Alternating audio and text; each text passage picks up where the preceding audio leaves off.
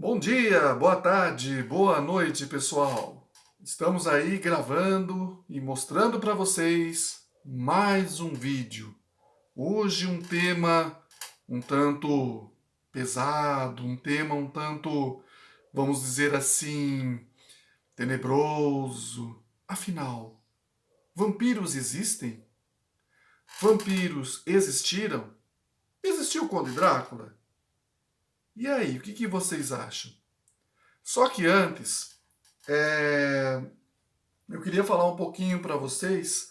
Isso é intuito também do canal, sempre divulgar livros para vocês. Bons livros, diga-se de passagem.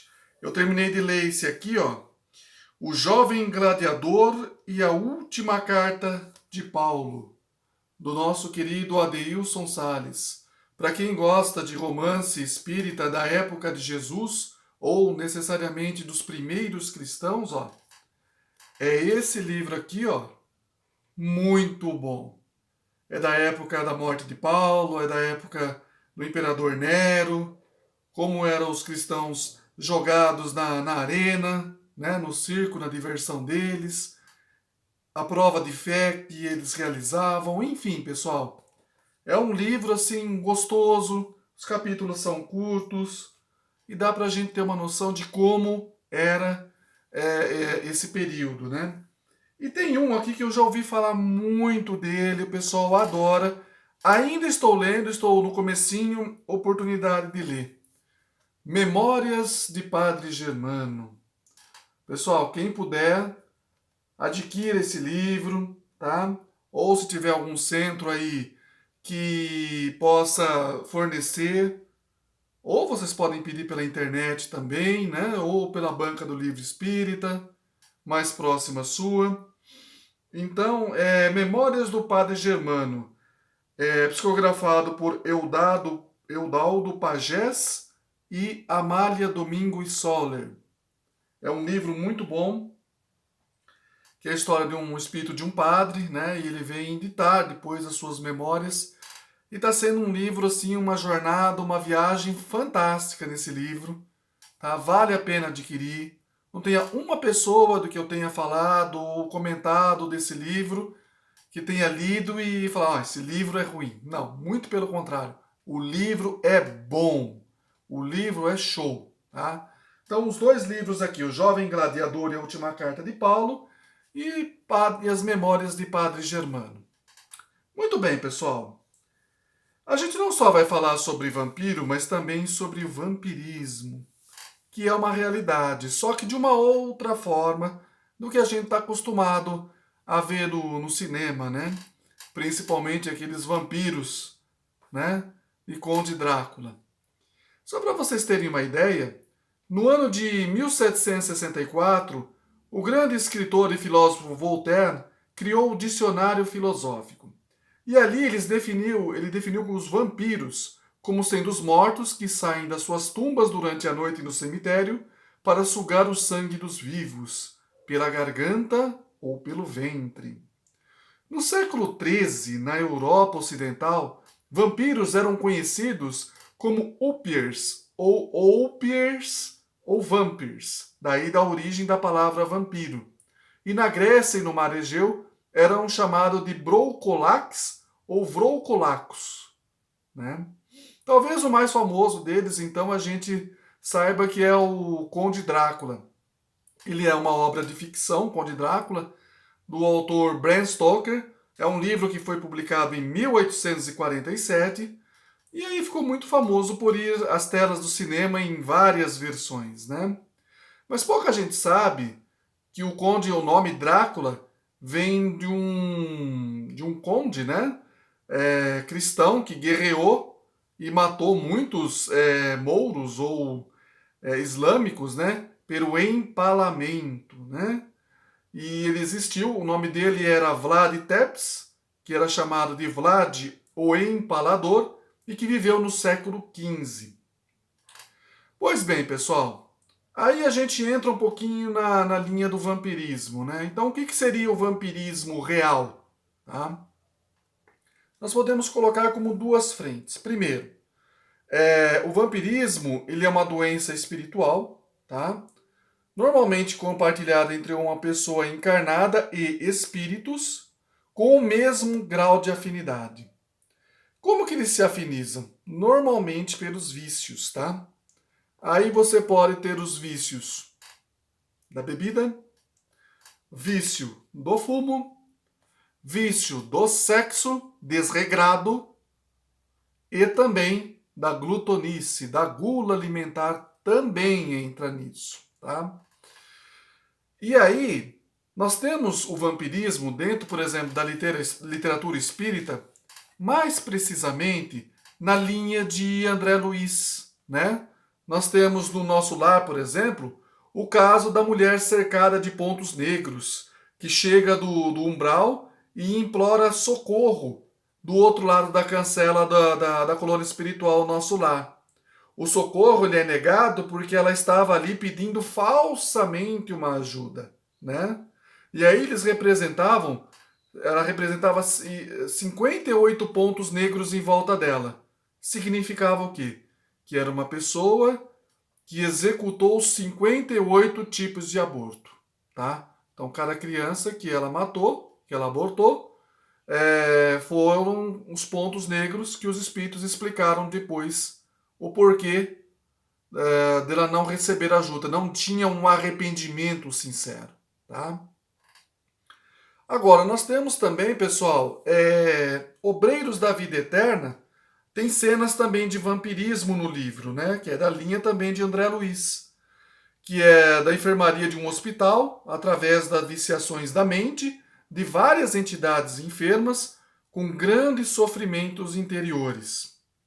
Nós temos também no livro Nos Domínios da Mediunidade, no capítulo 11, que é o caso de Pedro, né? No qual esse espírito entra em convulsão epilética diversas vezes, de forma inconsciente, no caso de possessão completa, sem que o vampirizado tenha lembrança do ocorrido. Tá? Nós temos também um livro de José Herculano Pires, muito bom também, sobre vampirismo. Tá? Quem quiser incluir aí dos livros que eu falei, temos também Vampirismo de José Herculano Pires. Tá? Nós temos também no livro de André Luiz, no livro Libertação, nas páginas 140 e 141, o caso de uma jovem que mantinha uma ligação mental estrita com os obsessores, fazendo com que a sua vontade e livre-arbítrio fosse a deles. Na página 110 tem uma história de Margarida e Gregório, onde esse espírito vampiriza a antiga companheira, alegando que só o alimento psíquico proporcionado pela mente de Margarida é o que sustenta espiritualmente. E por último aqui, pessoal, dentro da linha André Luiz, nós temos o livro Entre a Terra e o Céu, no capítulo 3, que fala sobre o caso de Odila e Zulmira. A jovem senhora é Zulmira, a irmã, e a irmã, que é o espírito, lhe vampiriza o corpo. Odila, porque a primeira esposa era a primeira esposa de Amaro, né? E vendo que esse se casou com sua irmã Zulmira, vê a irmã como inimiga. E aí ela se imanta a ela, né? No seu corpo perispirítico, né?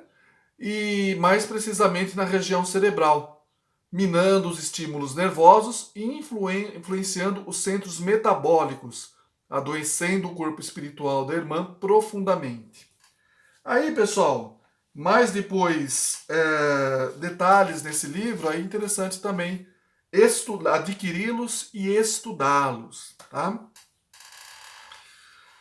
Se a gente pegar também, mas isso você pode perguntar, o vampirismo ele é só entre espírito e pessoa encarnada? Não. Pode ser também a escravização de espírito para espírito também. Já há casos na literatura espírita também. Pode ser de uma pessoa, nós encarnados, de uma pessoa para outra? Sim, e é muito mais comum e você vai se surpreender com o que eu vou falar agora. Já passou de você conversar 1 ou 2 minutos com uma pessoa e começar a se sentir fraco, se sentir sem ânimo? Parece que uma onda de negatividade começou a se apossar de você? esse é um caso de vampirismo. Normalmente são pessoas que só falam de coisas negativas, violência, tragédia, nada de bom, tudo reclama, tudo acha ruim, nunca nada tá bom. E essas pessoas, até pelo fato de elas querem, às vezes, desabafar ou pela carência afetiva, elas acabam, né, sem querer, às vezes isso é até de forma inconsciente, sugando a gente. Tá? Alguns estudiosos dizem que, às vezes, se a gente pôr a mão no umbigo, por exemplo, a gente evita. Sabendo que a pessoa é assim, ou às vezes põe um algodão no umbigo, não sei até que ponto é válido isso, mas em todo caso, experimenta fazer, pôr a mão no umbigo quando estiver conversando com uma pessoa que você sabe que ela é negativa, que ela só quer, às vezes, descarregar toda a carência dela, a vontade de conversar, a atenção que ela necessita e tudo mais. Tá, pessoal? Mas a gente pegar os processos de vampirização são basicamente esses que eu coloquei. Mas você pode falar assim, mas o vampirismo é uma espécie de obsessão? Com certeza, tá? Uma das mais complicadas e terríveis, né? Por quê? Kardec coloca 3 fases de vampirização, não, de obsessão, né? A obsessão simples é a primeira. Subjugação é a segunda. E a terceira fascinação é a segunda, subjugação é a terceira. Então vamos lá. Obsessão simples, fascinação e subjugação. Basicamente nessa ordem. E aí a gente dá uma pincelada em volta e a vampirização corre comendo solta. Por quê? Eu costumo dizer que o vampirismo ele ocorre no meio dessas 3 fases ele está correndo junto. Porque o processo de vampirização ele começa bem devagarzinho e bem sutil. Vamos supor, pessoa ela bebe demais, fuma demais, pratica um sexo desregrado. Tá? Sexo desregrado que eu falo, sexo casual. Uma hora tá com uma hora tá com outra, uma hora tá com outra, e vai, sabe, não se apega a nada, não se prende a ninguém e tudo mais. Tá? Vai para prostíbulo, vai para motel, vai para lugares extremamente pesados para praticar os seus vícios, barzinhos, bares e tudo mais. Só frisar uma coisa aqui. Não sou contra motel. Tá? Não sou contra barzinho, muito pelo contrário. Tá? Mas esses lugares, infelizmente, as pessoas, os espíritos são atraídos pelos vícios e esses lugares onde tem fumo e bebida é inevitável, gente. Você pensa que você está bebendo sozinho, tem outro sugando junto com você. Você pensa que você está fumando, idem. Tá? No motel, né, todos partem do princípio que todos nós temos proteção. Só que, a partir do momento que você entra num ambiente desse, onde outras pessoas acabaram às vezes de deitar ali, só se fez uma limpeza de lençol e tudo mais, mas a energia que fica impregnada nas paredes, na cama, e todos os espíritos obsessores, vampirizadores que estão ali, quebram um pouquinho essa linha de proteção que você tem. Consequentemente, o que acontece? Você fica vulnerável. Tá? Então, uma pessoa dessa, ela procura cada vez mais e mais e mais o vício e ela vai querer sempre mais. Porque o que ela já absorve, ou o prazer que ela tem, nunca é suficiente. Mas espera um pouquinho. Porque tem mais, entre aspas, mais gente absorvendo junto com ela.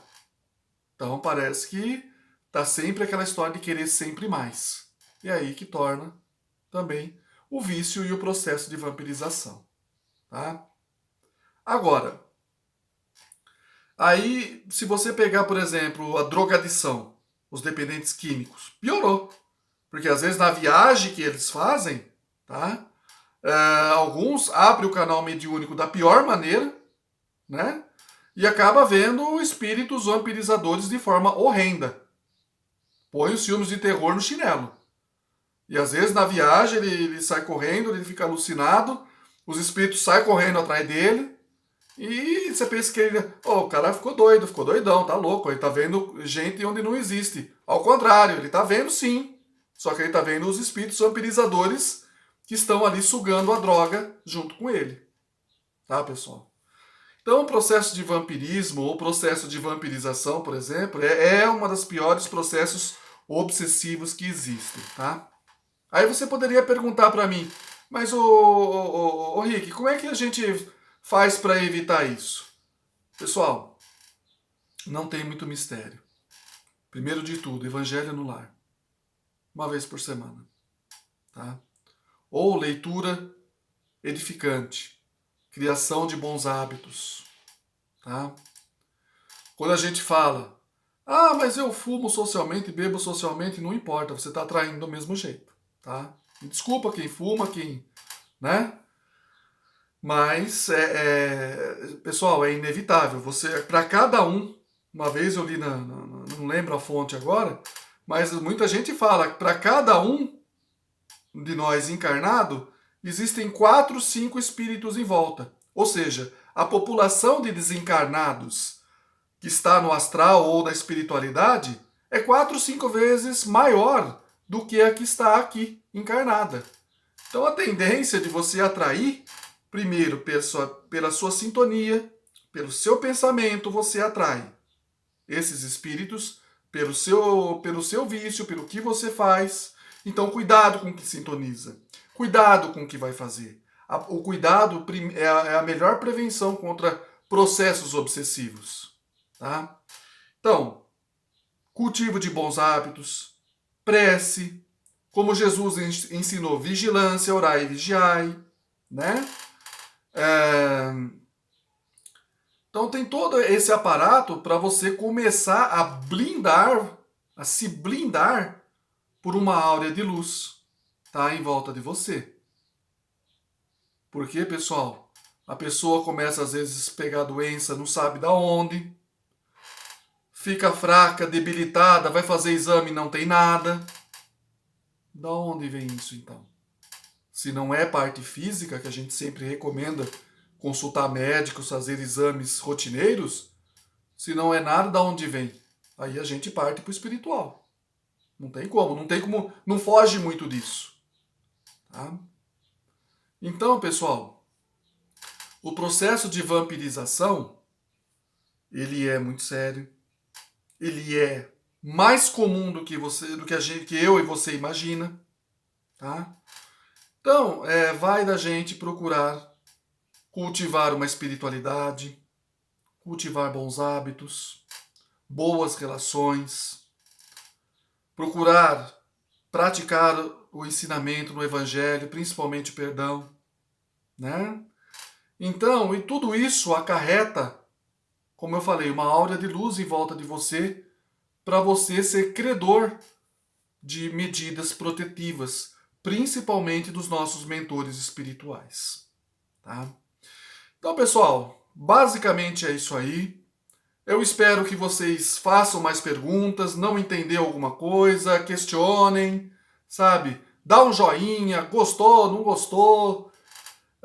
Henrique, às vezes eu posso fazer um outro vídeo, uma parte 2, se necessário. Mas o básico, o essencial é esse aí, tá, pessoal? Tem perguntas? Faça perguntas. Eu faço perguntas e respostas como eu fiz os animais.